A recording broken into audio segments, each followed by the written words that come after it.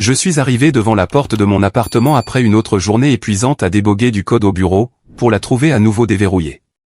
Mon cœur s'est serré en la poussant et en entendant le son familier de ma mère, Hélène, en train de réorganiser les placards de ma cuisine, tandis que mon père, Richard, était confortablement assis sur mon canapé, lisant mon courrier comme si c'était le journal du matin.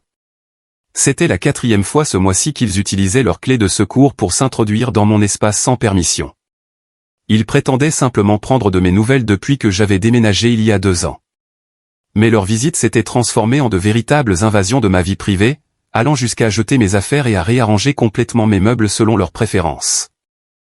Je suis resté dans l'embrasure de ma porte, regardant ma mère de 62 ans organiser mon étagère à épices selon un système qui n'avait de sens que pour elle, pendant que mon père parcourait nonchalamment les relevés bancaires arrivés dans le courrier du jour. La scène semblait surréaliste, comme si j'entrais dans la vie de quelqu'un d'autre où les limites de base n'existaient tout simplement pas. « Maman, papa, qu'est-ce que vous faites ici ?» ai-je demandé, essayant de garder ma voix calme malgré la colère qui montait dans ma poitrine.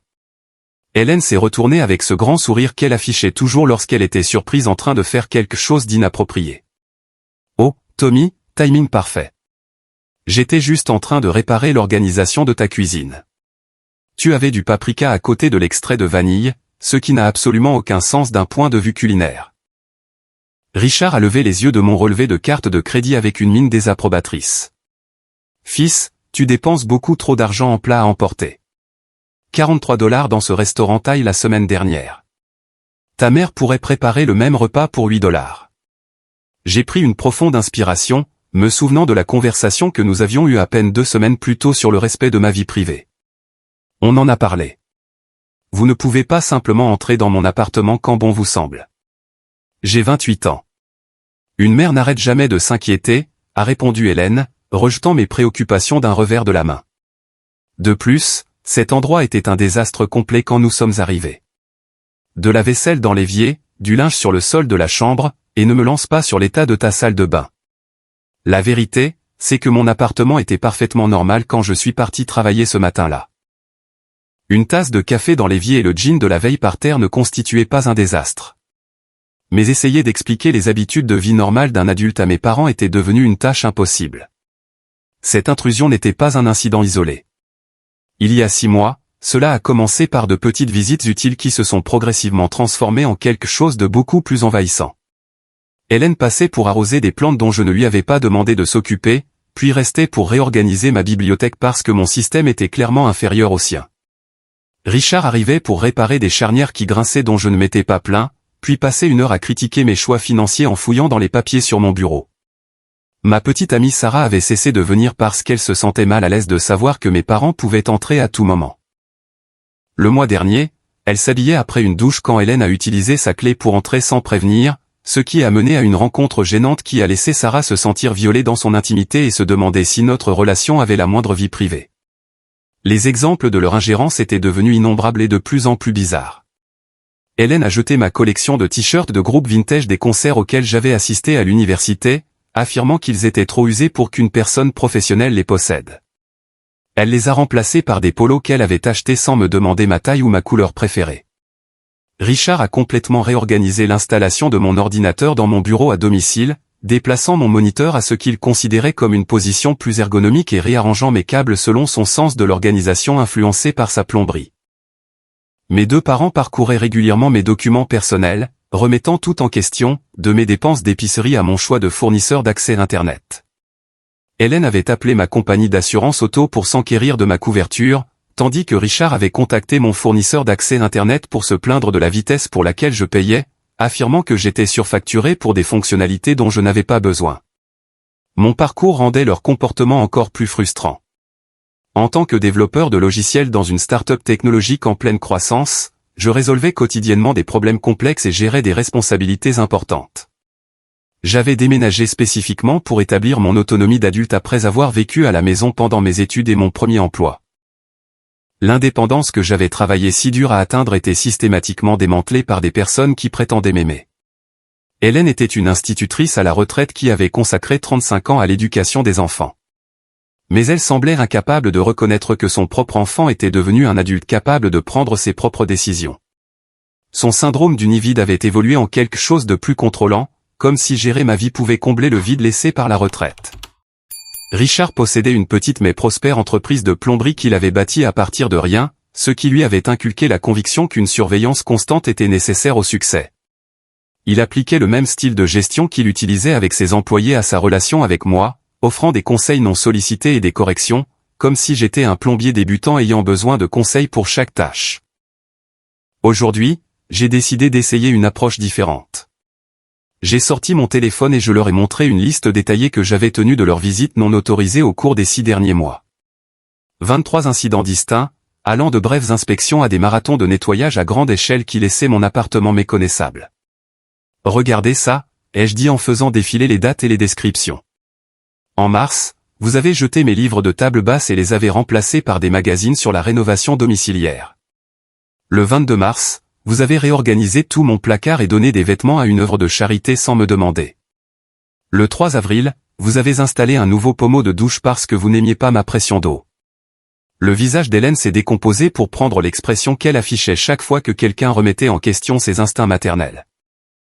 Nous essayons seulement de t'aider, chérie. Tu travailles de si longues heures, et cet endroit a besoin d'attention. Tu ne peux pas lui en donner. Richard s'est levé, sa posture défensive indiquant que la raison n'allait pas prévaloir. Tu es ingrat, Tom. Nous t'avons mieux élevé que ça. À ton âge, j'aurais été reconnaissant si mes parents s'étaient souciés assez de moi pour m'aider à maintenir un espace de vie décent.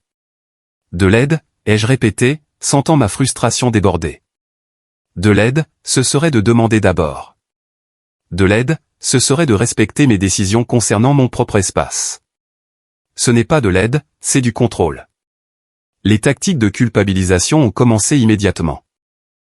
Les yeux d'Hélène se sont remplis de larmes alors qu'elle expliquait à quel point s'occuper de moi lui manquait, à quel point la maison semblait vide sans enfants à élever, et à quel point elle s'inquiétait que je ne mange pas correctement ou que je ne maintienne pas des habitudes saines. Sa manipulation émotionnelle était d'un niveau expert, affinée par des décennies de gestion du comportement en classe et perfectionnée par des années de parentalité. L'approche de Richard était plus directe, mais tout aussi manipulatrice. Il m'a accusé d'égoïsme, affirmant que les membres de la famille devraient se soutenir mutuellement et que mon désir d'indépendance n'était qu'une excuse pour éviter les responsabilités. Il a présenté ma demande de limite comme un rejet des valeurs familiales et a suggéré que des influences extérieures me retournaient contre mes propres parents. Je les ai suppliés de comprendre que je ne rejetais pas leur amour, juste leur méthode. J'ai expliqué que des relations saines exigent un respect mutuel et que leur présence constante affectait ma santé mentale et ma relation amoureuse. J'ai offert des compromis, des visites programmées, des dîners de famille, des appels téléphoniques réguliers, tout ce qui pourrait me donner un certain contrôle sur mon propre espace. Alors que nous tournions en rond dans notre dispute, mes parents devenant de plus en plus défensifs et émotifs, Hélène a fouillé dans son sac à main et en a sorti quelque chose qui m'a glacé le sang. Un porte-clés avec 3 clés identiques, chacune clairement étiquetée avec le numéro de mon appartement. J'ai fait faire des doubles, a-t-elle admis, sa voix faible mais pleine de défis. Le serrurier a dit que c'était intelligent d'avoir des sauvegardes pour les urgences familiales. J'ai fixé les clés, réalisant que ma situation était bien pire que je ne l'avais imaginé. Des doubles ? Je t'ai demandé de me rendre la clé de secours le mois dernier. Eh bien, oui, mais si quelque chose t'arrivait vraiment ? La voix d'Hélène s'est raffermie alors qu'elle justifiait ses actions. Et si tu avais un accident ou si tu tombais malade et que nous ne pouvions pas entrer pour t'aider ? Richard a hoché la tête en signe d'accord. Nous en avons donné une à ta tante Patricia et une à Jennifer. La famille doit veiller les uns sur les autres. La révélation m'a frappé comme un coup physique. Non seulement mes parents avaient systématiquement envahi ma vie privée, mais ils avaient distribué des clés de mon appartement à d'autres membres de la famille sans ma connaissance ni mon consentement. L'ampleur de leur trahison était stupéfiante, et j'ai réalisé que ce que j'avais pris pour une surprotection parentale était en fait un effort familial coordonné pour maintenir le contrôle sur ma vie d'adulte. Le choc de découvrir que plusieurs membres de ma famille avaient un accès non autorisé à mon appartement m'a laissé sans voix pendant plusieurs instants. J'ai fixé le porte-clés dans la main d'Hélène, essayant de traiter les implications de ce qu'elle venait de révéler. Qui d'autre est entré dans mon appartement, ai-je exigé, ma voix se brisant légèrement. Hélène a échangé un regard nerveux avec Richard avant de répondre à contre-cœur. Juste Patricia et Jennifer. C'est la famille, Tommy. Elle se soucie de toi, aussi. Ma tante Patricia était la sœur cadette d'Hélène, une agente immobilière de 55 ans avec des opinions bien arrêtées sur l'entretien approprié de la maison et les choix de vie. Ma sœur Jennifer, de 3 ans mon aînée, mariée et mère de 2 enfants, avait toujours été l'enfant modèle de la famille, celle qui ne contestait jamais l'autorité de nos parents. J'ai immédiatement sorti mon téléphone et ouvert l'application de sécurité que j'avais récemment installée, en partie à cause de sentiments étranges concernant la sécurité de mon appartement. Les journaux de détection de mouvements ont révélé un schéma inquiétant qui m'a retourné l'estomac. Les visites de Patricia apparaissaient 2 fois par semaine pendant mes heures de travail, parfaitement synchronisées pour les moments où elle savait que je ne serais pas à la maison. Les entrées de Jennifer étaient enregistrées les matins de week-end, des moments où je partais généralement courir ou faire des courses. La nature systématique de leurs horaires indiquait qu'il ne s'agissait pas d'une préoccupation familiale occasionnelle, mais d'une surveillance organisée. J'ai d'abord appelé Patricia, mes mains tremblant alors que je composais son numéro. Elle a répondu à la 2e sonnerie avec sa voix caractéristique et enjouée d'agente immobilière. « Patricia, es-tu allée dans mon appartement ?» ai-je demandé directement, sans me soucier des politesses. Il y a eu une pause avant qu'elle ne réponde, son ton devenant défensif. « Ta mère m'a demandé de jeter un œil à l'endroit de temps en temps. Elle s'inquiétait que tu vives seule pour la première fois. » « Je vis seule depuis 2 ans. » « Eh bien, oui, mais tu sais comment Hélène s'inquiète. Je prends juste quelques photos pour lui montrer que tout va bien. » Des photos. Ma tante avait documenté mon espace de vie et faisait des rapports à ma mère comme une sorte d'opération de renseignement domestique. Je me suis senti malade à l'idée que des étrangers analysent des photos de mes affaires personnelles et portent des jugements sur mon style de vie. J'ai raccroché et j'ai immédiatement appelé Jennifer, qui a répondu alors qu'elle s'occupait clairement de ses enfants en arrière-plan. « Jenny, nous devons parler du fait que tu as une clé de mon appartement. » « Oh, ça. » Son ton était dédaigneux, comme si ma vie privée était un inconvénient mineur. « Maman m'a demandé de garder un œil sur les choses quand je suis dans ton quartier. Je vérifie juste ton courrier et je m'assure que tu manges de la vraie nourriture au lieu de vivre de pizza et de boissons énergisantes. Tu as fouillé dans mon courrier et dans ma cuisine. Quelqu'un doit s'assurer que tu prends soin de toi. Tu as toujours été impuissant avec les choses pratiques. » La façon désinvolte dont elle a rejeté mon autonomie était exaspérante, mais j'ai insisté pour obtenir plus d'informations. En interrogeant les 2 femmes, j'ai découvert l'existence d'un groupe de discussion appelé « Tom Watch », où ma famille élargie partageait des mises à jour sur l'état de mon appartement, ma vie amoureuse et mes habitudes quotidiennes. Patricia a admis qu'elle photographiait régulièrement le contenu de mon réfrigérateur et de mon armoire à pharmacie, puis partageait ses images avec Hélène, accompagnée de commentaires sur mes choix alimentaires et mes habitudes de santé. Elle avait fait l'inventaire de mes produits de nettoyage, de mes produits de soins personnels, et avait même compté les livres sur mes étagères pour évaluer si je maintenais une croissance intellectuelle. Jennifer a avoué qu'elle surveillait mon courrier pour tout ce qu'elle jugeait préoccupant, y compris les relevés de cartes de crédit, les correspondances médicales et les renouvellements d'abonnement. Elle avait intercepté des colis lorsqu'elle pensait que le contenu pouvait être inapproprié ou un gaspillage, puis signalait ses achats à Hélène pour des discussions familiales sur mes habitudes de dépenses. Le groupe de discussion comprenait non seulement ma famille immédiate, mais aussi mon cousin Derek, mon oncle Paul, et même ma grand-mère maternelle. Ils me traitaient comme un enfant incompétent qui avait besoin d'une surveillance constante, partageant des photos, des observations et des préoccupations comme si j'étais un adolescent à problème plutôt qu'un adulte avec une carrière réussie et une vie indépendante. Lorsque j'ai confronté les membres de ma famille individuellement, chacun a défendu ses actions comme étant nécessaires et aimantes. Derek a affirmé qu'il avait gardé un œil sur mes comptes de médias sociaux pour s'assurer que je ne publiais rien qui pourrait nuire à ma réputation professionnelle. Oncle Paul a admis qu'il était passé en voiture devant mon immeuble plusieurs fois pour vérifier la sécurité du quartier et avait même parlé à mes voisins de mes habitudes et de mon emploi du temps. Ma grand-mère, la participante la plus choquante, a révélé qu'elle recevait des rapports hebdomadaires sur mon bien-être et qu'elle avait encouragé l'implication de la famille parce qu'elle craignait que je ne devienne trop isolé des valeurs familiales. Sarah a confirmé qu'elle avait remarqué des adultes plus âgés inconnus dans mon immeuble et avait même vu des gens utiliser des clés pour entrer, ce qui expliquait son malaise croissant à passer du temps chez moi. Elle a admis que la possibilité constante d'une intrusion familiale lui avait donné l'impression que notre relation était surveillée et jugée par des gens qui la connaissaient à peine. Mes amis avaient également remarqué la surveillance, bien qu'ils n'aient pas compris ce qu'ils voyaient. Mon colocataire d'université, Jake, a mentionné avoir vu des adultes plus âgés entrer dans mon immeuble et supposé que je vivais toujours en famille. Ma collègue Lisa a dit qu'elle avait vu une femme photographier l'annuaire de l'immeuble, ce qui prenait maintenant tout son sens dans le contexte des missions de reconnaissance de Patricia. La prise de conscience que toute ma famille élargie me considérait comme incompétent et ayant besoin de gestion était dévastatrice. J'ai commencé à remettre en question mes capacités de prise de décision, me demandant si leurs critiques et leur surveillance constante étaient justifiées. L'impact psychologique de voir mon indépendance constamment sapée affectait ma confiance en moi de manière que je commençais à peine à comprendre. J'ai remarqué comment la surveillance avait changé mon comportement dans ma propre maison. Je me suis retrouvé à nettoyer obsessionnellement avant de partir travailler, à cacher des objets personnels qui pourraient être jugés et à me sentir anxieux face à des choix d'adultes normaux comme quoi manger ou comment organiser mon espace.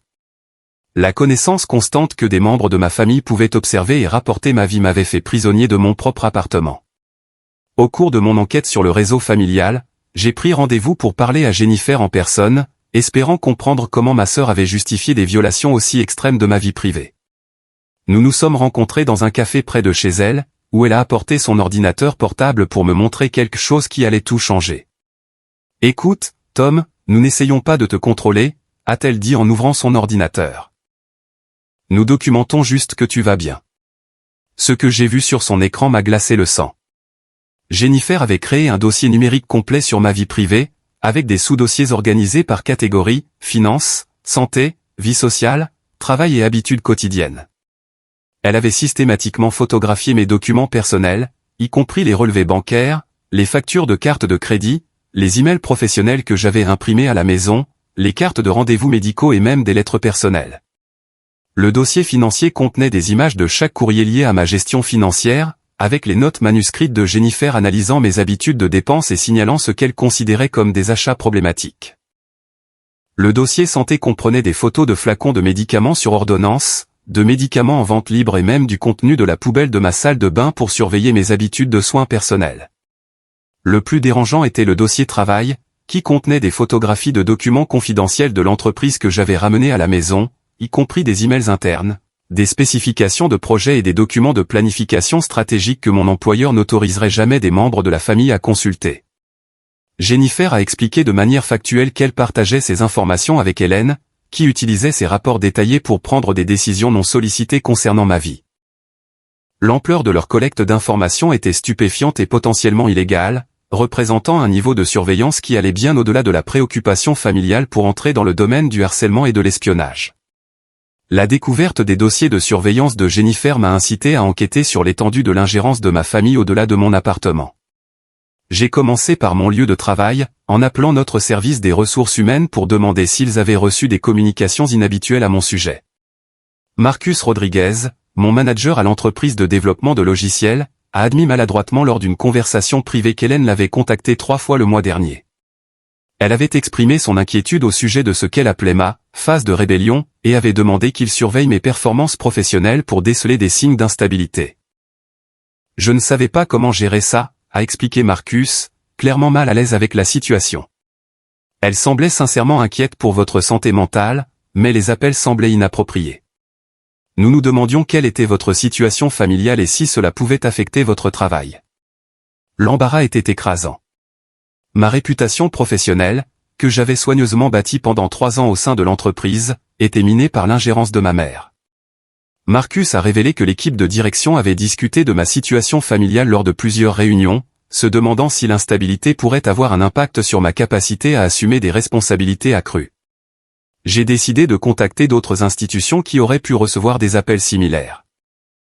Le cabinet de mon médecin a confirmé qu'Hélène les avait contactés 2 fois, affirmant être inquiète pour ma santé mentale parce que je m'isolais de la famille et prenais des décisions irrationnelles concernant mon indépendance. La réceptionniste médicale avait été déconcertée par les appels car mon dossier ne montrait aucun antécédent de problème de santé mentale et toutes mes interactions avaient été complètement normales. Le service clientèle de ma banque avait une trace de l'appel d'Hélène s'enquérant de ce qu'elle décrivait comme des habitudes de dépenses inhabituelles pour des achats liés à l'indépendance.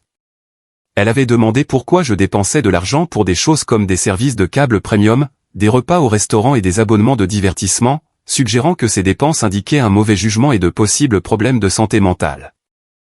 Le plus choquant, c'est qu'Hélène avait contacté la société de gestion de mon appartement à plusieurs reprises pour exprimer ses inquiétudes sur mon style de vie. Elle s'était plainte de ce qu'elle appelait des « visiteurs préoccupants », faisant spécifiquement référence à Sarah, et avait demandé que la direction de l'immeuble surveille mon appartement pour déceler des signes de comportement inapproprié ou des problèmes de sécurité. Le gérant de l'appartement, David Chen, m'a appelé après que je me sois renseigné sur ces communications. Votre mère semblait très inquiète pour vous, a-t-il dit diplomatiquement. Elle nous a demandé de garder un œil sur votre appartement pour des signes de détresse ou de comportement dangereux. Nous n'avons pas donné suite à ces demandes car elles semblaient inhabituelles, mais nous avons documenté les appels dans votre dossier. L'impact sur ma relation avec Sarah était encore plus dévastateur que les conséquences professionnelles. Quand je l'ai finalement convaincue d'expliquer sa distance récente, elle a révélé une rencontre qui rendait le comportement de ma famille encore plus troublant. 3 semaines plus tôt, Hélène avait approché Sarah au café près de mon immeuble de bureau, connaissant d'une manière ou d'une autre son horaire de travail et sa routine quotidienne. Hélène l'avait acculée pendant sa pause déjeuner et s'était engagée dans ce que Sarah a décrit comme un interrogatoire déguisé en conversation amicale.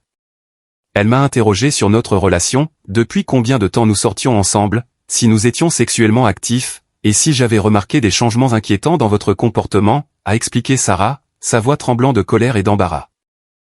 Elle m'a dit que vous aviez toujours été irresponsable avec l'argent et les relations, et que les membres de la famille s'inquiétaient de votre jugement. Hélène avait averti Sarah que j'avais un passé de décisions impulsives qui blessaient mes proches, citant des exemples du lycée et de l'université qui étaient soit exagérés, soit complètement inventés. Elle avait suggéré que Sarah pourrait vouloir reconsidérer notre relation avant de s'investir trop émotionnellement dans quelqu'un avec des problèmes d'instabilité aussi évidents. La manipulation était sophistiquée et cruelle. Hélène avait utilisé des informations sélectives et des mensonges purs et simples pour saper ma relation, se présentant comme une mère inquiète essayant de protéger une jeune femme naïve du comportement irresponsable de son fils. Sarah a admis que la conversation avait semé des graines de doute qui germaient depuis des semaines. De retour au travail, les dommages professionnels devenaient plus clairs. Marcus a expliqué que les appels d'Hélène avaient amené l'équipe de direction à remettre en question ma fiabilité et ma stabilité familiale. Ils avaient hésité à m'offrir la promotion pour laquelle je travaillais parce qu'ils craignaient que les drames familiaux n'affectent mes performances professionnelles et la productivité de l'équipe.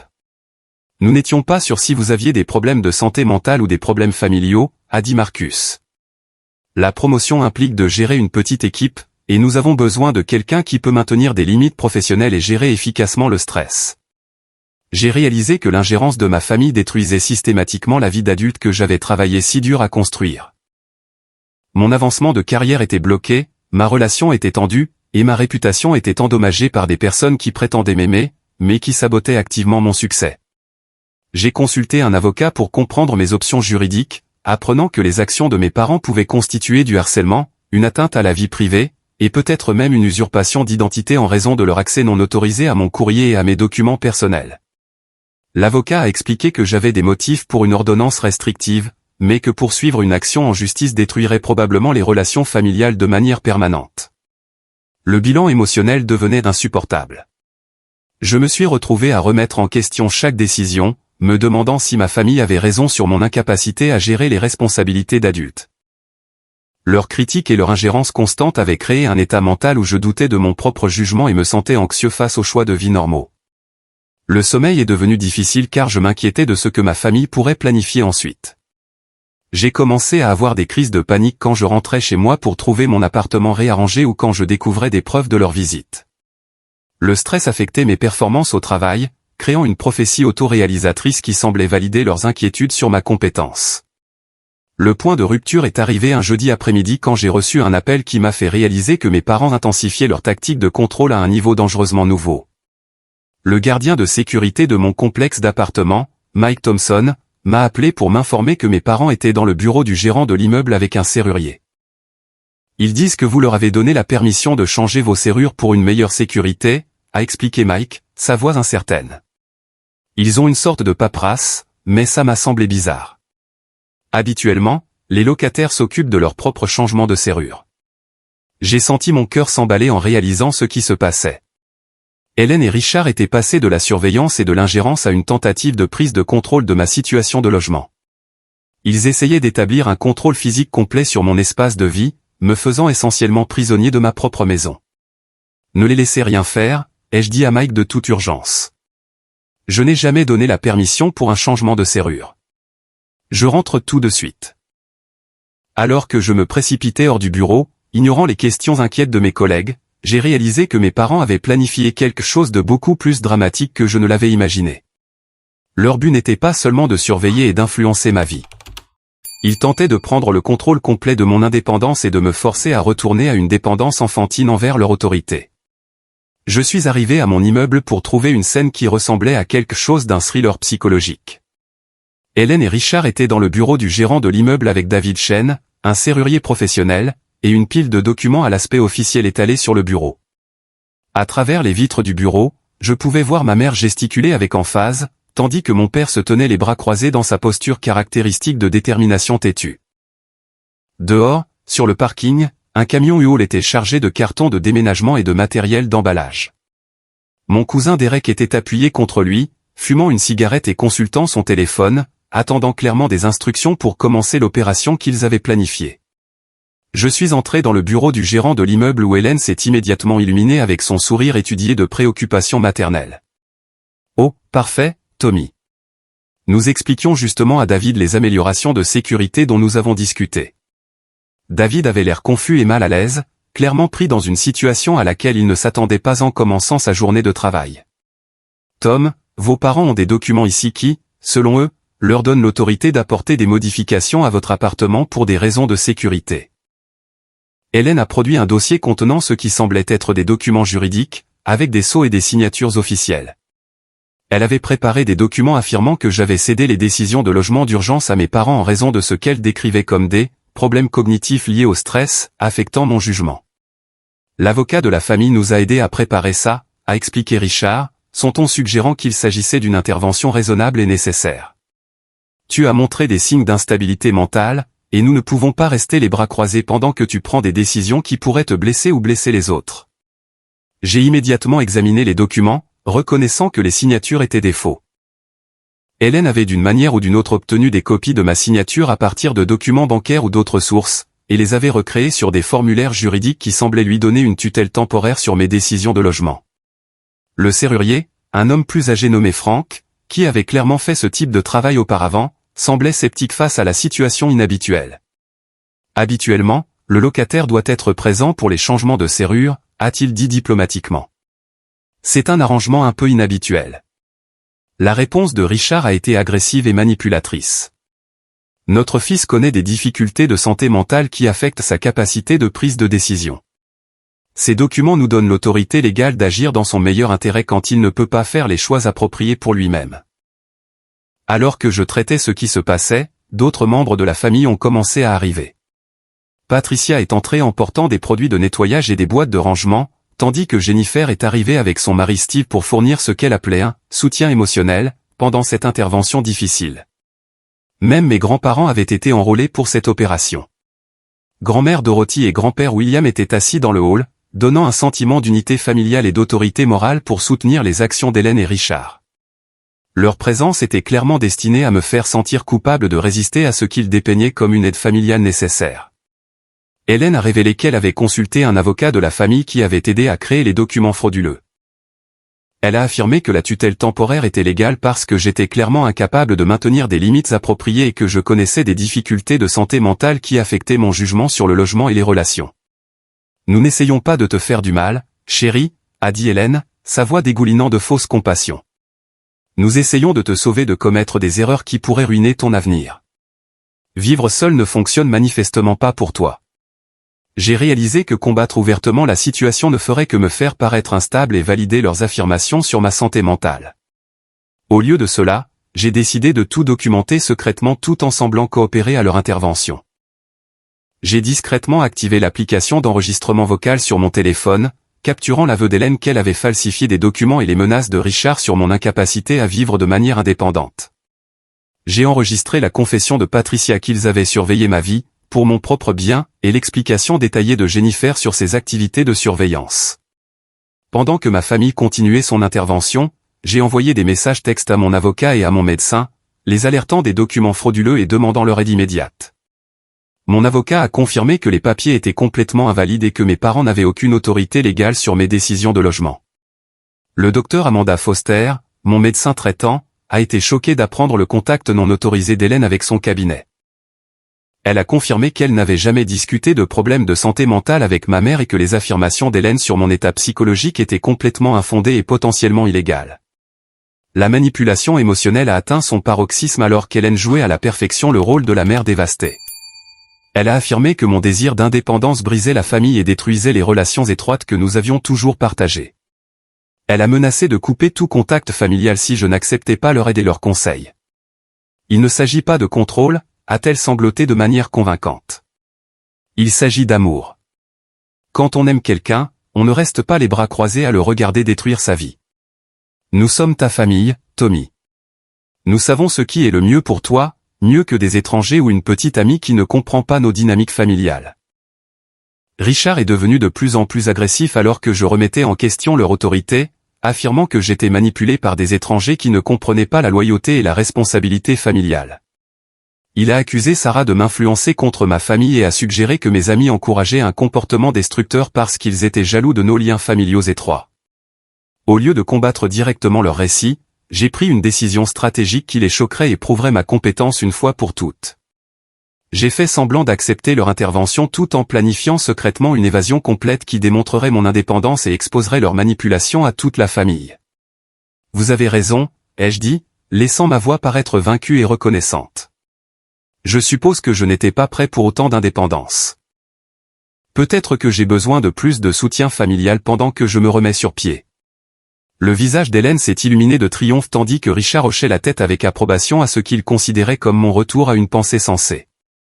Ils ont interprété ma conformité comme une validation de leurs préoccupations et la preuve que leur intervention était nécessaire et réussie. Alors que ma famille terminait ses préparatifs pour ce qu'ils considéraient clairement comme mon sauvetage, Hélène a révélé le but ultime de leur opération. Elle avait déjà contacté mon propriétaire pour discuter de la résiliation de mon bail et avait recherché des situations de logement plus appropriées, plus près de la maison, où il pourrait fournir une supervision et un soutien adéquat. Nous avons préparé ton ancienne chambre à la maison, a-t-elle annoncé fièrement. Rien n'a changé depuis que tu as déménagé. Toutes tes affaires d'enfance sont encore là, et j'ai même acheté de nouveaux draps et serviettes. Tu peux rester avec nous temporairement pendant que nous te trouvons un bel endroit dans notre quartier où la famille pourra être plus impliquée dans ta vie quotidienne. Le plan était une domination complète déguisée en soins affectueux. Ils avaient l'intention de me faire réintégrer ma chambre d'enfant, de mettre fin entièrement à mon indépendance et d'établir une surveillance permanente de ma vie d'adulte. Hélène planifiait cette régression forcée depuis des semaines, attendant la bonne occasion pour exécuter ce qu'elle considérait comme une intervention nécessaire. Au cours des 3 jours suivants, j'ai joué le rôle d'un fils reconnaissant qui avait enfin vu la sagesse des conseils de sa famille. J'ai remercié Hélène et Richard de m'avoir ouvert les yeux sur mon incapacité évidente à gérer l'indépendance, et j'ai exprimé mon soulagement qu'ils soient intervenus avant que je ne prenne des décisions encore pires. Vous aviez raison sur toute la ligne, leur ai-je dit lors d'un dîner de famille chez eux. Je n'étais pas prêt pour autant de responsabilités. Vivre seul a été plus difficile que je ne voulais l'admettre. Ma performance était convaincante car je puisais dans des émotions authentiques d'épuisement et de frustration, les recadrant comme de la gratitude pour l'intervention familiale plutôt que comme de la colère face à leur manipulation. Hélène rayonnait de satisfaction tandis que Richard hochait la tête avec approbation à ce qu'il considérait comme mon retour aux valeurs familiales appropriées. Pendant que ma famille célébrait son intervention réussie, je mettais secrètement en œuvre le plan d'évasion le plus complet de ma vie d'adulte. En utilisant mon ordinateur de travail et l'adresse de mon ami Jake pour toutes les communications, j'ai trouvé un nouvel appartement de l'autre côté de la ville dans un immeuble sécurisé avec un accès contrôlé et une gestion professionnelle. Le nouvel endroit représentait tout ce que mes parents désapprouvaient, un loft moderne en centre-ville avec un design contemporain, des équipements haut de gamme et un accent explicite sur la vie indépendante.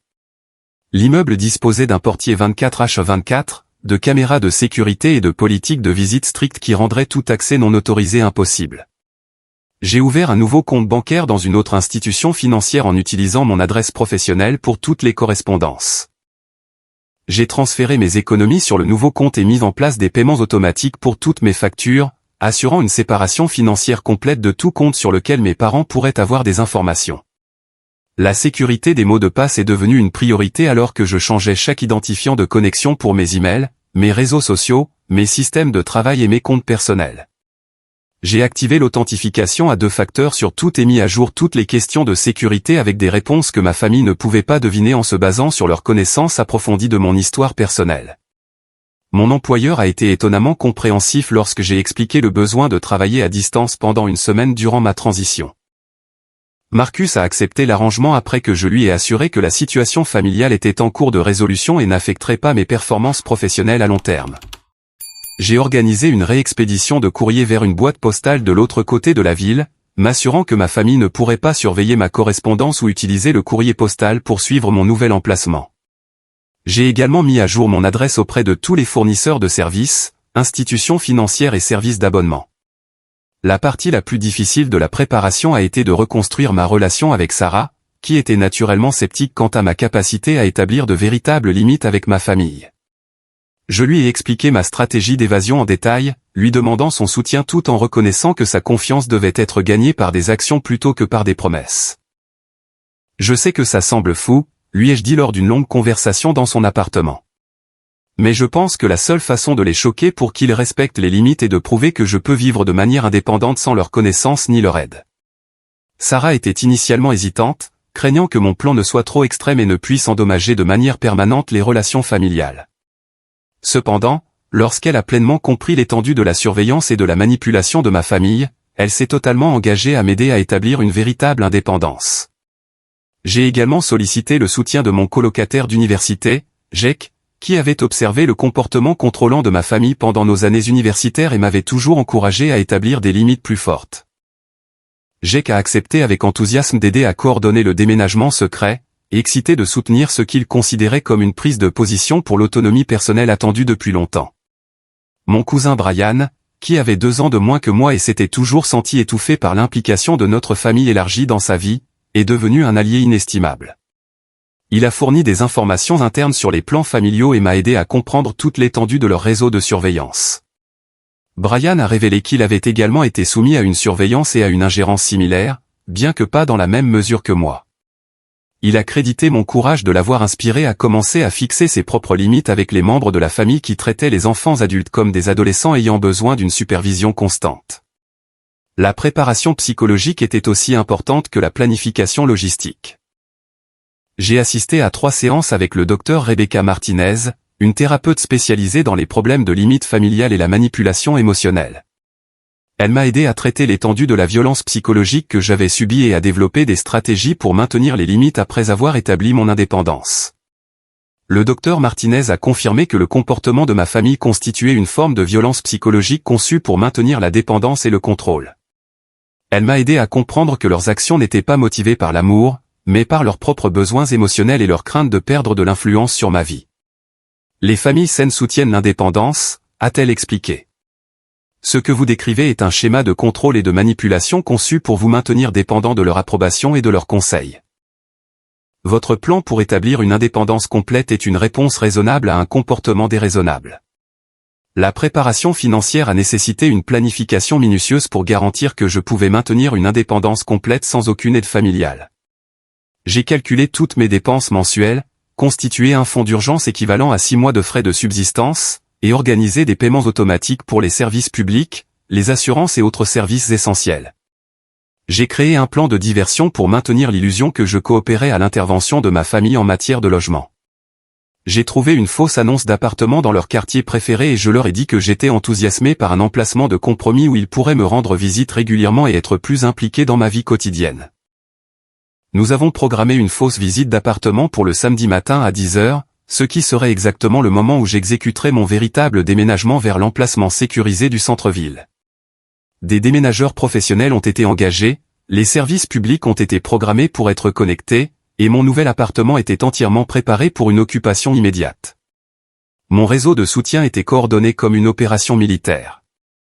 Sarah superviserait l'emballage des objets personnels et coordonnerait avec la société de déménagement. Jake s'occuperait de la logistique du transfert de mes affaires de la maison de mes parents au nouvel emplacement. Brian fournirait des renseignements sur les mouvements de la famille et s'assurerait qu'il restait concentré sur la fausse visite d'appartement. Le vendredi soir, alors que je me préparais pour le jour le plus dramatique de ma vie d'adulte, j'ai surpris une conversation téléphonique qui a confirmé à quel point les intentions de contrôle de ma famille étaient devenues extrêmes. Hélène parlait avec quelqu'un qu'elle appelait un consultant familial, de l'établissement d'une surveillance permanente de mes décisions de vie. J'ai écouté depuis la cuisine pendant qu'Hélène discutait de l'embauche d'un détective privé pour surveiller mon adaptation et s'assurer que je ne prenais plus de mauvaises décisions concernant mon indépendance. Elle faisait des recherches sur les moyens légaux d'établir une autorité continue sur mes décisions financières, mes arrangements de vie, et même mes relations amoureuses. Nous ne pouvons pas laisser cela se reproduire, a dit Hélène à son consultant. Si nous n'établissons pas de limites appropriées maintenant, il refera les mêmes erreurs encore et encore. Parfois, les enfants ont besoin d'être protégés de leur propre mauvais jugement, même quand ils sont adultes. La conversation a révélé que les tentatives de contrôle de ma famille ne finiraient jamais à moins que je ne prenne des mesures assez spectaculaires pour couper complètement leur capacité à interférer dans ma vie d'adulte. Leur but n'était pas une assistance temporaire, mais une autorité permanente sur mes décisions personnelles. Le samedi matin est arrivé avec un temps parfait pour le jour le plus important de ma vie d'adulte. Je me suis réveillé tôt et j'ai envoyé un texto à mes parents pour leur exprimer mon enthousiasme à propos de la visite de l'appartement et confirmer que je les retrouverais à la fausse adresse à 10 heures. Pendant qu'Hélène et Richard traversaient la ville en voiture pour voir un appartement inexistant, mon équipe soigneusement coordonnée a exécuté le déménagement avec une précision qui aurait impressionné un officier de logistique militaire.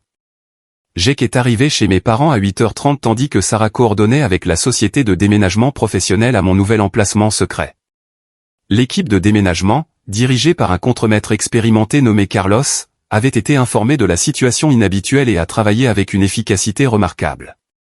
Il comprenait que le temps était crucial et que la discrétion était essentielle pour le succès de l'opération. À 9h15, toutes mes affaires étaient chargées et en route pour mon nouveau loft en centre-ville. Brian a confirmé par texto que nos parents étaient toujours en route vers la fausse adresse, complètement inconscients que leur fils établissait simultanément une indépendance totale à 50 km de là. Mon nouvel immeuble d'appartement était tout ce que j'avais espéré en termes de sécurité et de gestion professionnelle. Le portier, James, était un policier à la retraite qui prenait la sécurité de l'immeuble au sérieux et avait été informé de ma situation familiale par la société de gestion de l'immeuble. Ne vous inquiétez pas pour les visiteurs non autorisés, m'a assuré James alors que je signais les derniers papiers. Nous avons des politiques strictes concernant l'accès et personne ne monte sans l'approbation du locataire, peu importe ce qu'il prétende sur les relations familiales. L'appartement lui-même représentait une transformation complète par rapport à la vie que ma famille avait essayé de contrôler. Des appareils modernes, des meubles contemporains, une vue sur le centre-ville et des équipements sophistiqués qui reflétaient mes goûts réels plutôt que les préférences de mes parents pour la vie de banlieue traditionnelle. Sarah est arrivée avec du champagne et des plats à emporter de mon restaurant thaïlandais préféré, le même que mon père avait critiqué pour être trop cher. Nous avons porté un toast à mon indépendance tout en installant mon bureau à domicile avec la configuration informatique que je préférais, plutôt que les modifications ergonomiquement incorrectes de Richard. À exactement 10h15, mon téléphone a commencé à exploser d'appels et de SMS. Hélène et Richard avaient découvert que l'adresse de l'appartement n'existait pas et s'étaient précipités à la maison pour trouver mes affaires manquantes de leur maison. Le premier appel venait d'Hélène, sa voix hystérique de panique et de confusion. « Tommy, où es-tu ? Ta chambre est vide et il n'y a pas d'appartement à l'adresse que tu nous as donnée. Qu'est-ce qui se passe ?» J'ai laissé l'appel aller sur la messagerie vocale, me concentrant plutôt sur l'agencement des meubles dans mon nouveau salon, pendant que Sarah organisait ma cuisine selon mes préférences plutôt que selon le système organisationnel d'Hélène. Les messages vocaux de Richard étaient plus en colère et plus exigeants. « Tom, c'est ridicule. Rappelle-nous immédiatement et dis-nous où tu es. Ta mère est morte d'inquiétude, et ce genre de comportement est exactement la raison pour laquelle tu as besoin de la supervision familiale. » Au lieu de répondre à leurs appels de plus en plus frénétiques, j'ai composé un SMS de groupe soigneusement rédigé à toute la famille élargie, y compris tous ceux qui avaient participé au réseau de surveillance. Le message comprenait des photos de mon nouvel aménagement d'appartement et une explication claire de mes actions. J'ai déménagé dans un nouvel appartement où je peux vivre de manière indépendante sans ingérence familiale non autorisée. Les derniers mois de surveillance, de manipulation et de contrôle ont été inacceptables. Je ne rejette pas les relations familiales, mais j'établis des limites non négociables concernant la vie privée et le respect. J'ai joint des documents sur leurs activités de harcèlement, des photos des documents juridiques falsifiés, des captures d'écran du groupe de discussion, Tom Watch, que Brian avait fourni, et des copies de mes enregistrements de caméras de sécurité montrant des entrées non autorisées dans l'appartement. La réponse de la famille a été immédiate et divisée. Patricia et Jennifer ont soutenu la position d'Hélène selon laquelle j'étais ingrat et potentiellement dangereux, exprimant leur inquiétude sur mon état mental et suggérant que mes actions prouvaient que leur surveillance avait été nécessaire et justifiée. Cependant, Brian et plusieurs jeunes cousins ont exprimé leur soutien à mon indépendance. Ma cousine Sarah, qui terminait ses études et avait été soumise à une surveillance familiale similaire, a envoyé un message privé me félicitant pour mon courage et me demandant des conseils pour établir ses propres limites. Le plus surprenant, mes grands-parents ont appelé moins d'une heure plus tard pour exprimer leur choc face aux activités de surveillance. Grand-mère Dorothy a admis qu'elle avait reçu des rapports sur mon bien-être, mais n'avait jamais compris l'étendue de la surveillance et de la manipulation. Je pensais que ta mère gardait juste le contact avec ta vie, a dit grand-mère lors de notre conversation téléphonique. Je n'avais aucune idée des clés, des photographies et de toutes ces histoires. Cela ne ressemble pas à une préoccupation familiale normale pour moi. La réponse de mon employeur a été tout aussi validante. Marcus a appelé le samedi après-midi pour me féliciter d'avoir résolu la situation familiale et pour m'offrir officiellement la promotion qui avait été retardée en raison des inquiétudes concernant l'ingérence familiale affectant mes performances professionnelles. Je suis impressionné par la façon dont vous avez géré une situation difficile, a déclaré Marcus. L'équipe de direction a discuté de vos compétences en résolution de problèmes et de votre capacité à gérer des défis complexes. Nous aimerions vous offrir le poste de développeur senior avec une augmentation de salaire de 15%. La réaction de Sarah a été la validation la plus importante de ma décision. Elle a admis qu'elle avait été sur le point de mettre fin à notre relation à cause de l'ingérence et de la manipulation constante de ma famille. Mais voir mon courage à établir des limites l'avait convaincu que nous pouvions construire un véritable avenir ensemble. Je suis fier de toi, a-t-elle dit alors que nous rangions des livres sur mes nouvelles étagères. Je commençais à me demander si tu serais un jour capable de leur tenir tête. Cela me montre que tu es sérieux quant au fait d'être un adulte indépendant qui peut prendre ses propres décisions concernant notre relation. La protection juridique que j'avais organisée se mettait également en place. Mon avocat avait déposé des mises en demeure officielles contre tous les membres de la famille qui avaient participé aux activités de surveillance, établissant des limites légales autour du harcèlement, du contact non autorisé avec mes employeurs ou mes prestataires de soins de santé, et de l'intrusion sur ma propriété. L'avocat m'a également aidé à comprendre mes droits concernant toute ingérence familiale future, expliquant que les preuves documentées de leur comportement appuieraient des ordonnances restrictives s'ils poursuivaient leurs activités de contrôle. À l'approche du soir, j'ai ressenti un sentiment de paix et d'accomplissement que je n'avais pas connu depuis des mois. Mon nouvel appartement me semblait vraiment privé et sécurisé. Ma relation avec Sarah était plus forte que jamais, et ma vie professionnelle progressait sans ingérence familiale. Cependant, le sentiment de triomphe a été interrompu par un appel de James, le portier de l'immeuble, à 20h30 ce soir-là. Hélène et Richard étaient arrivés à mon immeuble et étaient dans le hall, exigeant l'accès à mon appartement. Ils prétendent que vous êtes mentalement malade et en danger, a rapporté James. Votre mère est assez bouleversée et votre père menace d'appeler la police si nous ne les laissons pas monter. Ils disent qu'ils ont l'autorité légale pour vérifier votre bien-être. J'ai demandé à James d'activer les caméras de sécurité de l'immeuble et de documenter tout ce qui se passait dans le hall. Je voulais un enregistrement complet de leur comportement pour l'ajouter à ma collection croissante de preuves sur leur conduite inappropriée. Lorsque James leur a refusé l'accès en raison des politiques de l'immeuble concernant les visiteurs non autorisés, Hélène a créé une scène qui a parfaitement démontré pourquoi j'avais eu besoin d'établir des limites aussi spectaculaires.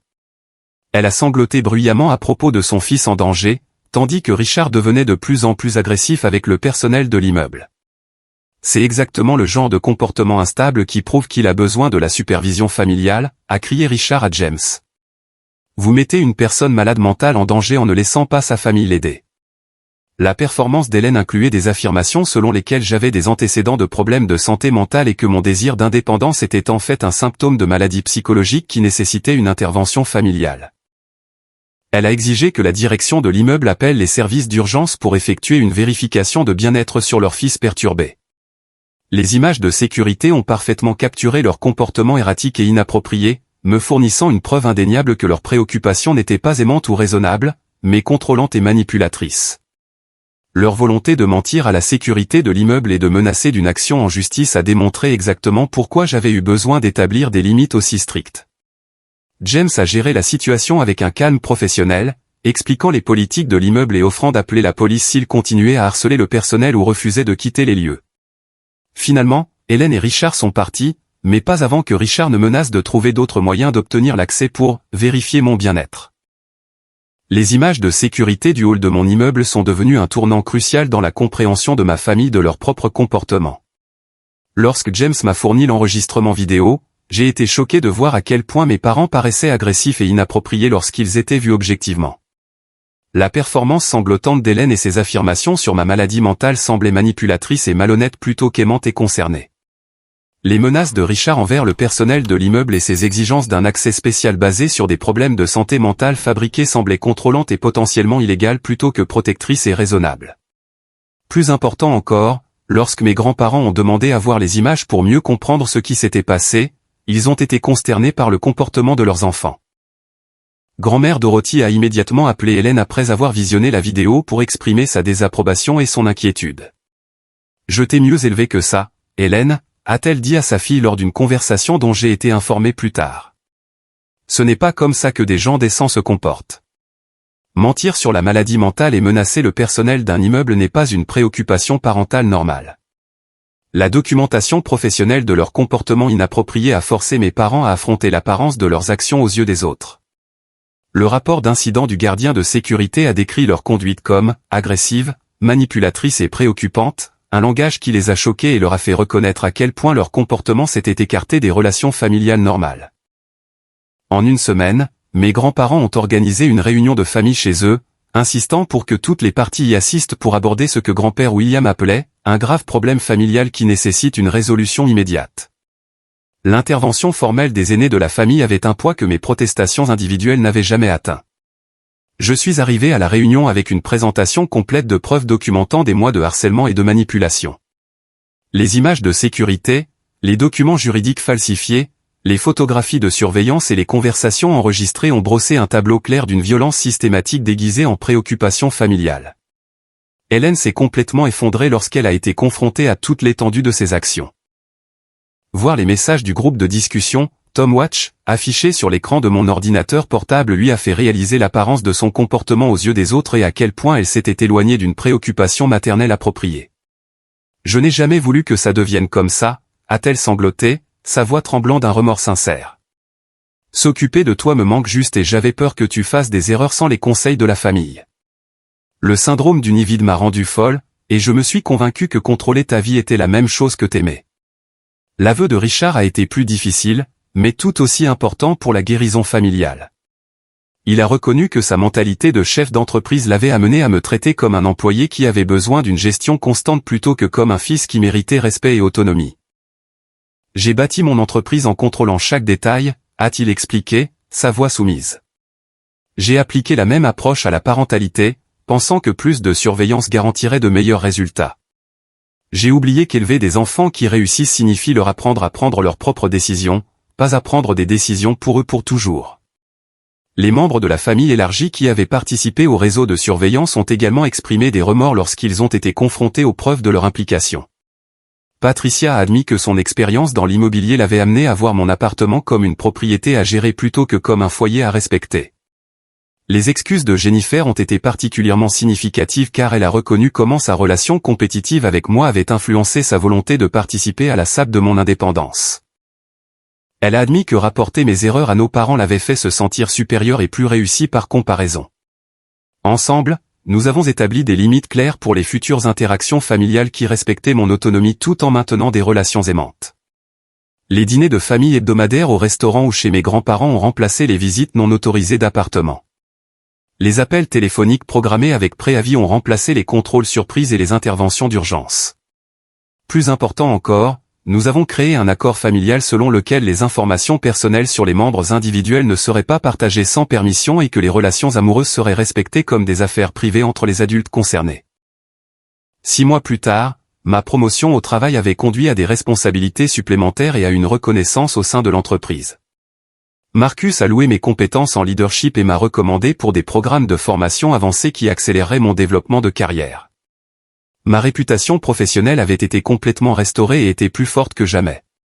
Sarah et moi avons décidé d'emménager ensemble après un an de vie indépendante réussie.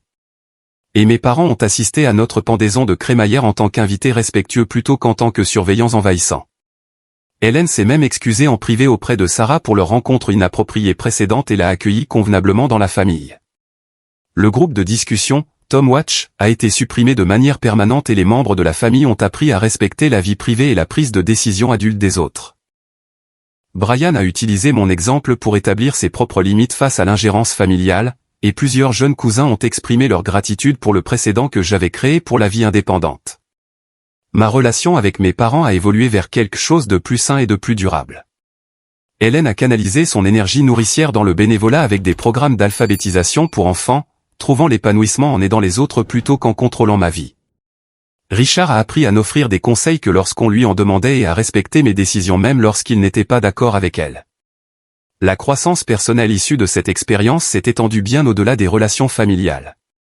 J'ai développé une confiance en mes capacités de prise de décision et j'ai appris à faire confiance à mes instincts sur ce qui était sain et approprié dans les relations. L'expérience m'a appris qu'aimer quelqu'un nécessite de risquer un conflit à court terme pour établir un respect à long terme. Plus important encore, j'ai appris que la véritable indépendance ne consiste pas en une séparation physique de la famille, mais en l'établissement d'un respect mutuel et de limites saines qui permettent aux relations de s'épanouir sur la base du choix plutôt que de l'obligation ou du contrôle. La situation m'a également appris la différence entre l'amour et le contrôle. Les personnes qui vous aiment vraiment veulent que vous réussissiez et deveniez la meilleure version de vous-même, même si cela signifie faire des choix qu'elles ne feraient pas. Le contrôle déguisé en amour empêche en réalité la croissance et endommage les relations même qu'il prétend protéger. J'ai réalisé que permettre un comportement malsain n'est en fait utile à personne. En refusant d'accepter le comportement contrôlant de ma famille, je les ai forcés à affronter leurs propres problèmes et à développer des moyens plus sains d'exprimer leur amour et leurs préoccupations. Parfois, protéger votre autonomie est un acte d'amour envers vous-même et les personnes qui se soucient de vous. L'expérience a fondamentalement changé ma compréhension des relations saines. Les liens les plus significatifs dans la vie sont ceux où les gens choisissent d'être ensemble sur la base du respect mutuel et de l'affection sincère plutôt que de se sentir piégés par l'obligation ou la manipulation. Aujourd'hui, je vis dans un contentement authentique dans mon appartement sécurisé, je m'épanouis dans ma carrière, je profite d'une relation solide avec Sarah et je maintiens des liens aimants mais respectueux avec ma famille.